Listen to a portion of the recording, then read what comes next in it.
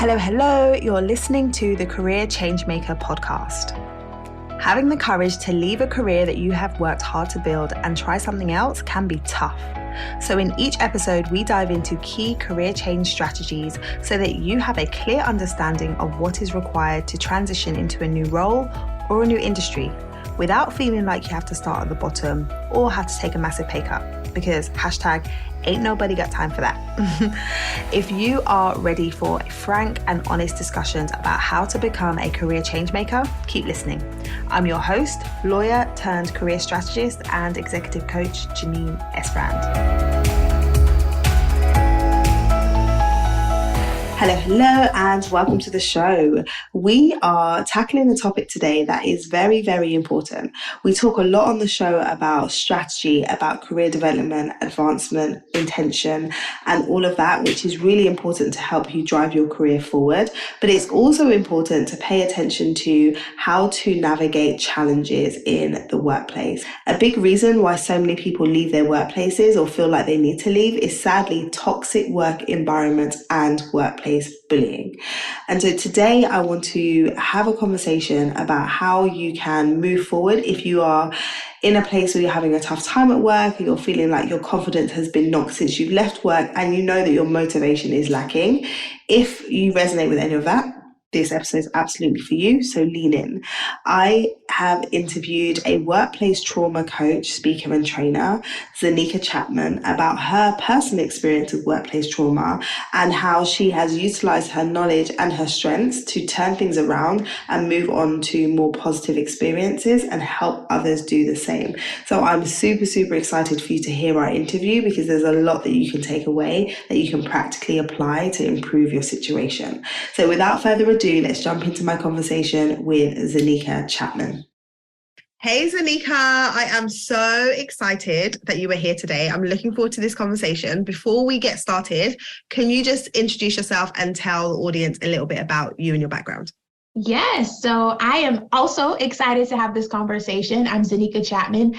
I am a personal executive coach, and I help women of color who are reclaiming their power from very oppressive, traumatic workplace situations. So I help them to really kind of put themselves back together, rebuild their confidence, get their swag back so that they're able to transition in the next role, feeling confident and ready to take on the challenges of a new role. I love it. Such a great topic. So I've got so many questions. Before we dive into that, tell me a bit about your journey. So how did you get to where you are today? Yeah, so I actually started on this path after going through my own experience with what I now know was workplace bullying. I didn't know it at the time. I just knew that how I was being treated did not feel good to me. And I felt very strongly like I was being discriminated against. I didn't quite know the reason. Of course, being a Black woman in corporate America, we never really want to say, hey, I think I'm being discriminated against. But when you look at the differences between yourself and how others on the team are being treated, you start to see very quickly that one of the differences is, of course, race. So I wholeheartedly believe that my bullying was racially fueled in the workplace. And really what that looks like was a combination of sabotage, work sabotage, where you get certain parts of the assignment, but you don't get all the parts of the assignment. I was being excluded from meetings, and I was flat out just being spoken to in a very disrespectful, demeaning way constantly. And so that really, after going through that situation, I realized that nobody was really talking about it.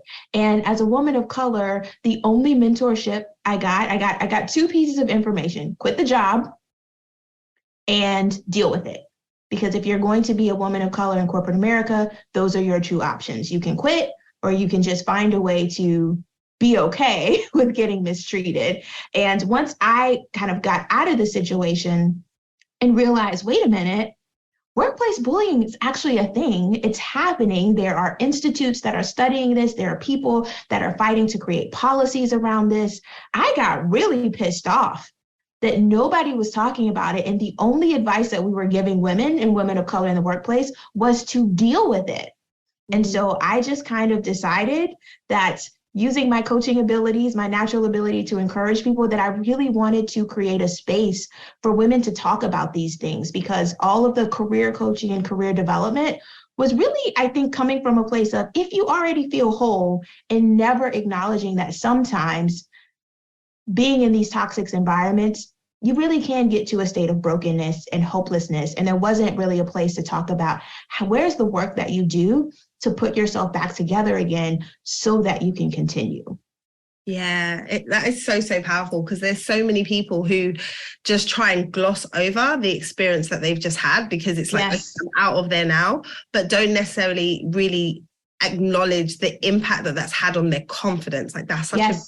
A lot of clients that I work with, if they've been through a difficult time, their confidence is knocked, or like their confidence is literally down to zero. So to be able to actually say, okay, now you need to show up and position yourself for an opportunity. It's like, I get what I need to do, but I don't even feel like I have it in me to do that.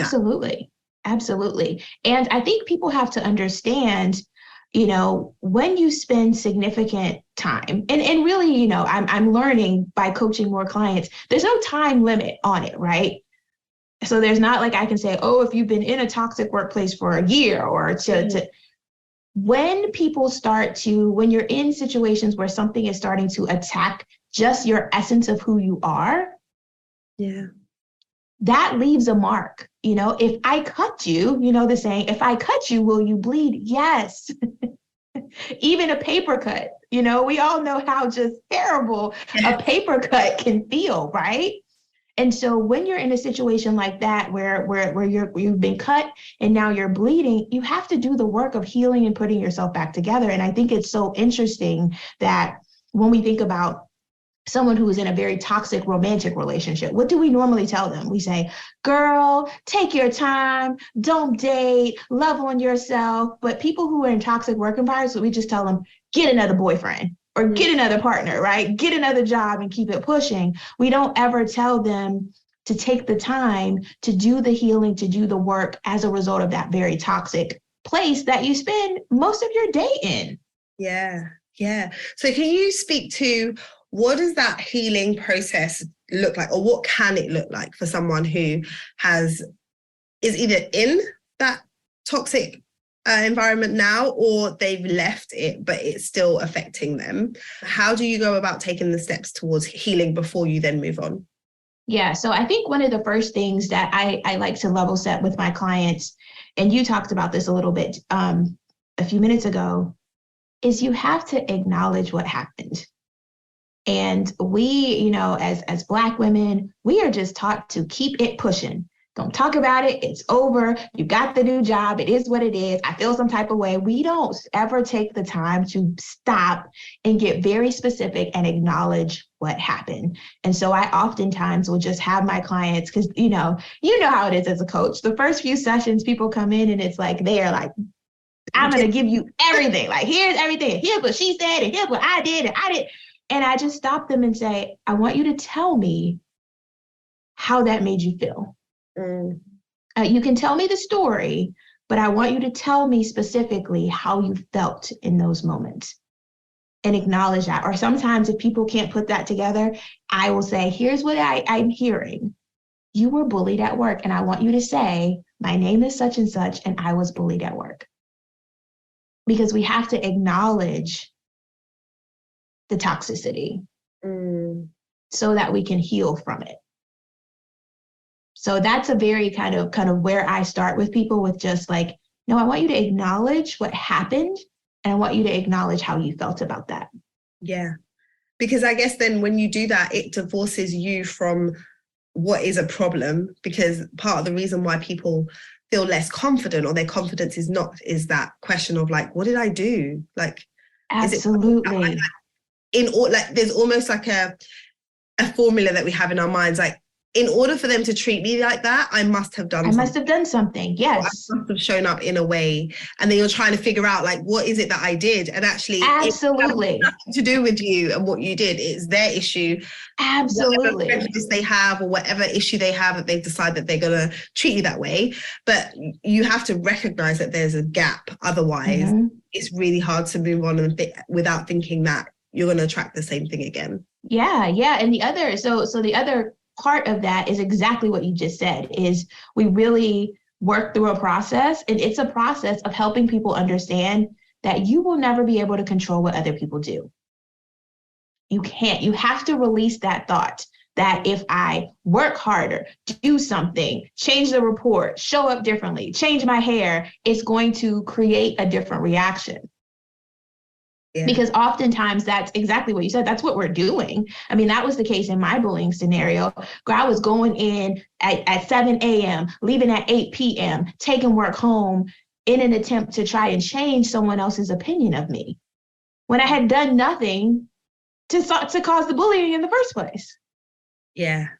So once you identify, like, okay, I've established what just happened and I'm clear on what just happened, what would you do next? Because I know that the period of time that it takes people to kind of process what happened and deal with it can vary from person to person. But what, like, you can share what you did in your situation or what you've seen has worked for other people, but what could be the next step?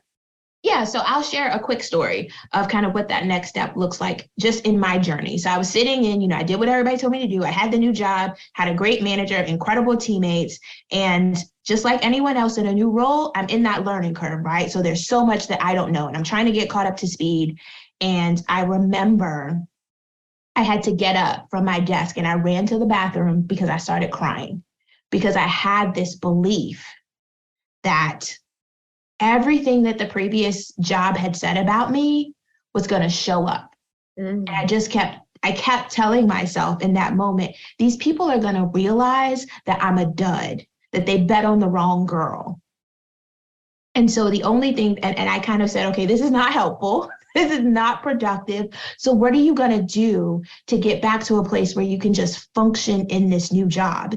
And I had taken a strength finder assessment in the previous role.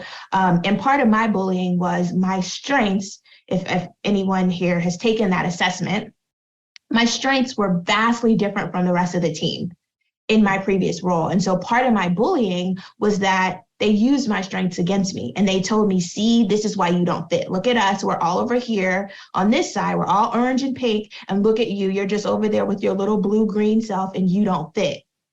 Instead of actually using the strengths the way it was intended to encourage everybody on the team to use what makes them unique and strong. And so I had this belief that these strengths, these things that made me me, were not useful in the workplace. But I also I knew enough in that moment to know this assessment has been rigorously tested. There's a reason why so many companies use this strength finder assessment. There has to be something to it, right? And so I pulled out that assessment, and it was almost like just being in a different environment. I felt very intuitively connected to the strengths, because before, when they were being used against me, I put that thing in a folder, I buried it down in the bottom of my desk, and I never wanted to see those strengths again. But just now being in a different environment and having kind of nothing else, it felt like I had nothing else to go on to help me understand how to be effective at my job. And I pulled those strengths out, and I can tell you pretty much word for word, everything that they had said about me was dead on that paper. Communication, top strength. Connecting people, top strength. And I was like, wait a minute, I can use these things, and that's where I came to the second part of the process, which is you got to drop the lies, because everything that they had said about me, you're not a good communicator. People don't understand when you talk. People don't understand when you write. I was like, that was an absolute lie. And I remember reading it at my desk, and I was like, ooh, the devil is a liar. They was like, no, ma'am, I am a great communicator. Look at this piece of paper. And so that's where I really kind of got to this place of this part of the process where you have to drop the lies.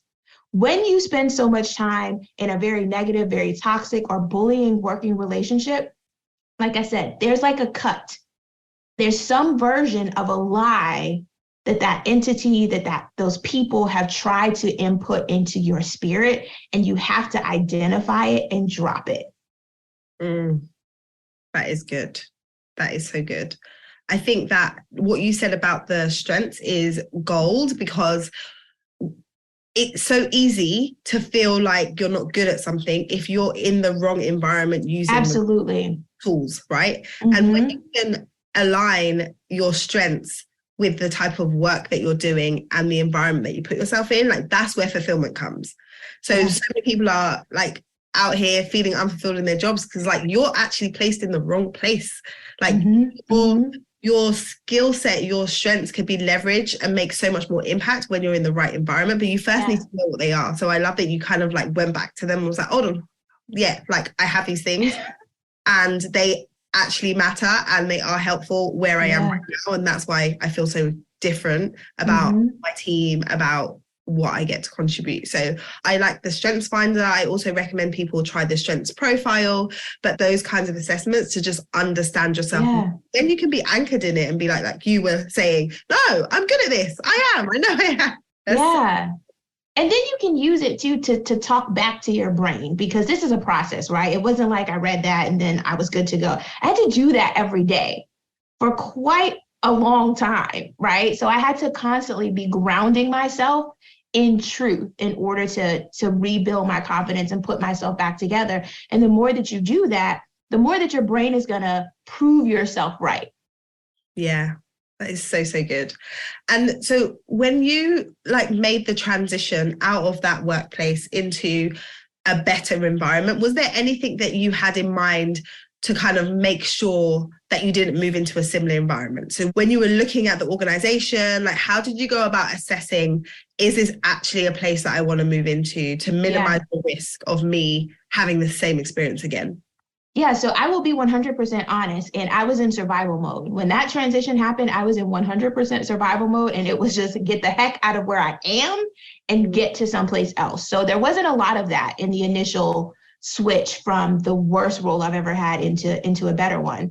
But since then, recognizing that I was not in a great place, but it ended up being a great role. I want to say that it ended up being a great role, but recognizing now, hindsight, yes, there are certain things that I do. And one of them that I take very seriously, just knowing now that this concept of workplace bullying exists, as I ask companies flat out, do you have a policy to address this? If an employee was experiencing this, what are some ways that you would handle that? Asking specific questions around a manager's leadership style. Mm-hmm. And, the same way when you're getting interviewed and they ask you those scenario-based questions, I ask scenario-based questions when I'm being interviewed.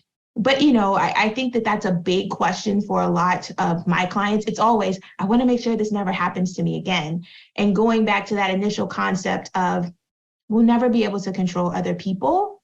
We put a lot of focus inside of my coaching programs on understanding what your values are and being very clear about your values and creating your never again statements. So that was something that was big for me. I was like, I don't know what I just experienced, but I know it will never happen to me again. And there's something there around putting boundaries in place. Mm-hmm. Around what you accept and what you don't accept. Correct. That be how people are communicating with you, how people treat you. When things happen left field, it can take you like, what just happened? Mm-hmm. When you're sure of yourself in the role that you're in, it's so much easier to be like, oh no, that's not acceptable to me. Like you can't. Yeah, absolutely. Okay. So yeah, I think that's important. So if there was somebody who is struggling right now and they're like, okay, I think this is workplace bullying. I don't know that I want to stay here to like endure this anymore.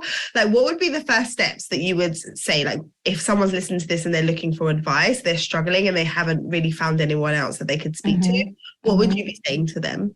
Yeah, I would say to start to do that exercise of grounding yourself in truth immediately.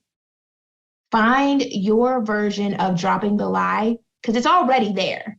Because if you're even listening to this and you're like questioning, let me just go ahead and help you, that is not a place you want to stay in. And in order for you to make the change and make the leap and be able to see the possibilities outside of where you are, you have to start shedding that right now.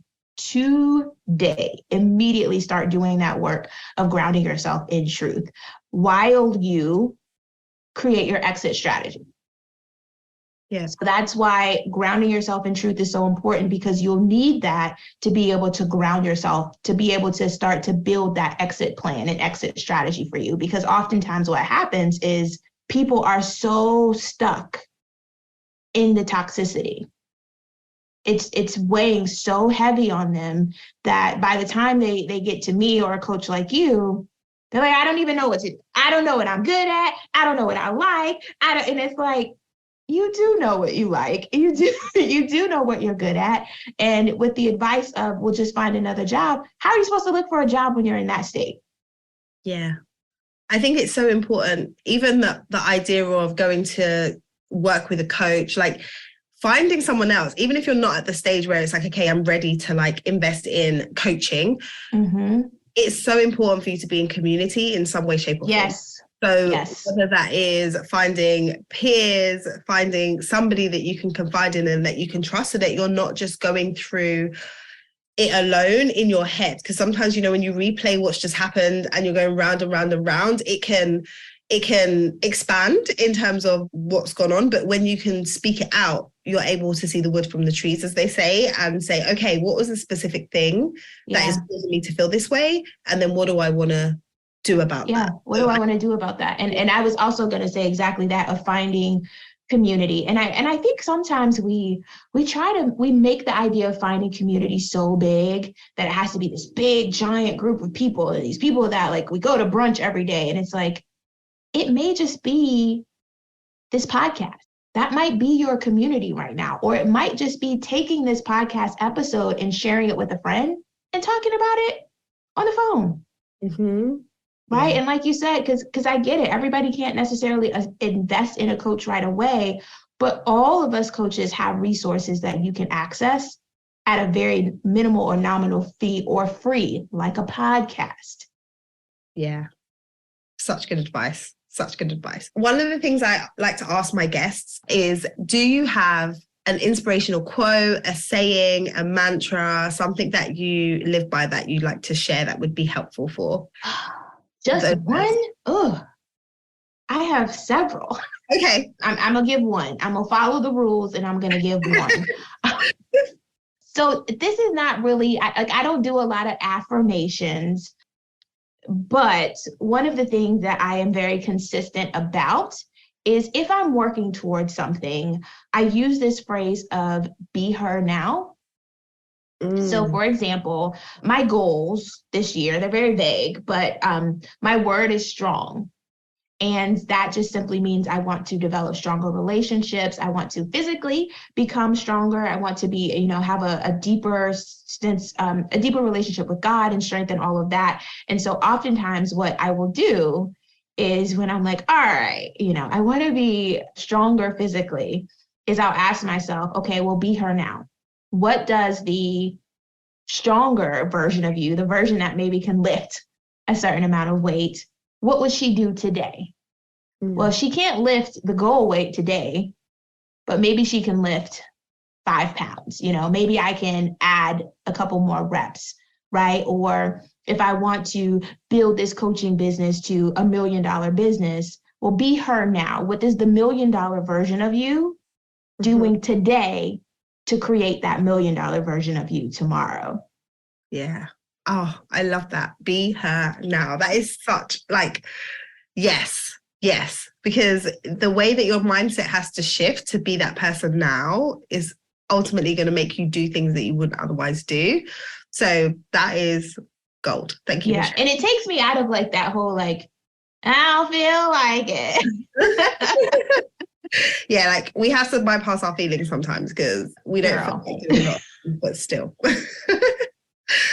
This has been so helpful.